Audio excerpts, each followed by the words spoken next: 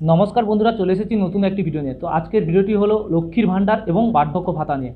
তো আমরা কিন্তু আপনারা জানেন যে আমরা প্রত্যেকবারে কিন্তু প্রত্যেক মাসে ভিডিও দিয়ে থাকি লক্ষ্মীর ভাণ্ডারের সম্বন্ধে। তো এই মাসে দিয়ে রাখছি এই কারণে আপনাদের কিন্তু এপ্রিল মাসে টাকা ঢুকতে একটু প্রবলেম হতে পারে। প্রবলেম বলতে আপনারা জানেন যে প্রত্যেক বছরের এপ্রিল মাসে নতুন যে স্কিমগুলো তৈরি হয় বা কোন খাতে কোন টাকা বেশি বরাদ্দ করা হয়েছে সেই সব পরিকল্পনা কিন্তু এই এপ্রিল মাস থেকে নতুন স্টার্ট করা হয়। তো সেই অনুসারে এই এপ্রিল মাসে কিন্তু ব্যাংকের সার্ভার বা সরকারি যেসব সার্ভার রয়েছে ডাউন থাকবে এবং কর্মকর্তারা কাজে একটু ব্যস্ত থাকবেন, তাই হয়তো একটু দেরি হতে পারে। তো আপনারা জানেন যে লক্ষ্মীর ভাণ্ডারে নতুন কিন্তু এখনও চাইলে আপনি জমা দিতে পারেন। সেটা আপনি কোথায় জমা দিতে পারেন? এখন তো দুয়ারে সরকার হচ্ছে না, ক্যাম্প হচ্ছে না, তো আপনি চাইলে বাংলা সহায়তা কেন্দ্র বা বিডিও অফিসে গিয়ে আপনারা সেই দরখাস্ত বা অ্যাপ্লিকেশান জমা দিতে পারেন। তবে হ্যাঁ, আপনাদের 25 বছরের বেশি হওয়া জরুরি এবং নিজস্ব ডকুমেন্টস যেন সব কিছু ঠিকঠাক থাকে। অ্যাকাউন্ট থেকে শুরু করে ব্যাঙ্ক অ্যাকাউন্ট থেকে শুরু করে আপনার আধার কার্ডের নাম পর্যন্ত সব কিছু নাম যেন একই থাকে এবং সিঙ্গেল অ্যাকাউন্ট দিয়ে আপনারা অ্যাপ্লাই করবেন।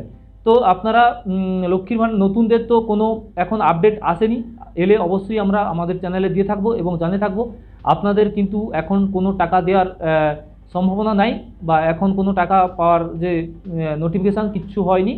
তো যেহেতু আপনারা একটা SMS পেয়েছেন, তো নিশ্চিন্তে থাকুন, আপনারা অপেক্ষা করুন।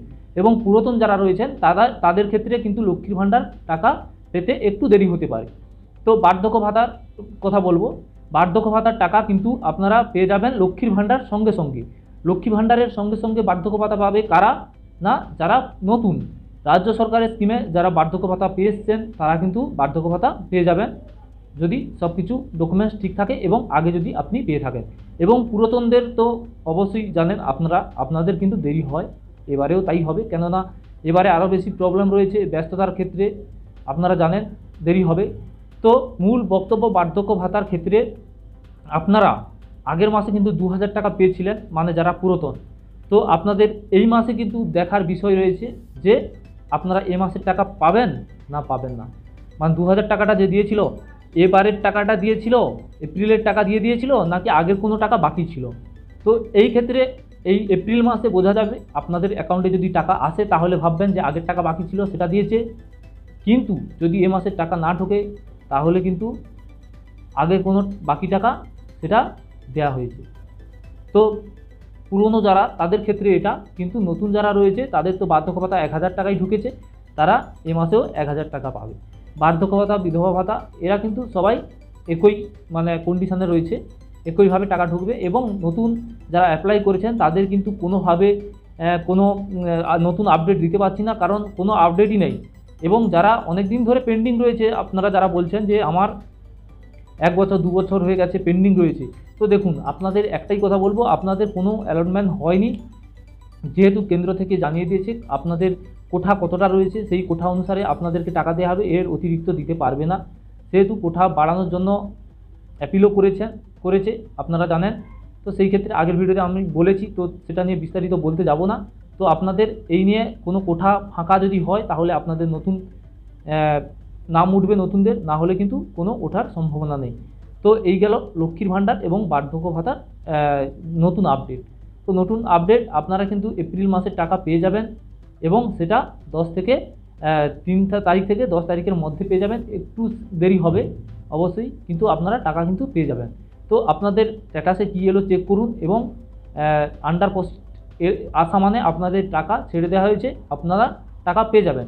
এটা কিন্তু আন্ডার প্রসিড দেখাতে হবে, তো সেটা এপ্রিল মাসে আন্ডার প্রসিড এসছে কিনা। এবং নতুন যারা অ্যাপ্লাই করেছেন লক্ষ্মীর ভাণ্ডারে তাদের ফার্স্ট SMS যদি না আসে বা অনলাইনে স্ট্যাটাস চেক করবেন, আপনারা মোবাইল থেকে করতে পারেন। তো সেই ক্ষেত্রে আপনারা যদি ডেটা সাবমিট হয় তো কীভাবে চেক করবেন, সেটা আধার কার্ড কিংবা মোবাইল নাম্বার দিয়ে চেক করতে পারেন।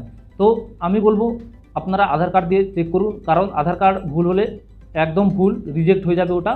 কারণ আধার কার্ড ছাড়া আপনারা জানেন টাকা আসবে না। মোবাইল নাম্বার ভুল হলেও আপনার অ্যাকাউন্টে টাকা চলে আসে, কিন্তু মোবাইল নাম্বার SMS যাবে অন্য কারো মোবাইলে ভুল নাম্বারে, তখন কিন্তু SMS চলে গেলে ঠিক আছে, কিন্তু আপনার অ্যাকাউন্টে টাকা চলে আসে। কিন্তু আধার নাম্বার ভুল হয়ে গেলে তো আপনাকে সাবমিট করতে পারবে না, আপনি কে বা কী পরিচয় জানতে পারবে না। সেই কারণে ভুল নাম্বার হলে কিন্তু আপনার অ্যাকাউন্টে টাকা ঢুকবে না।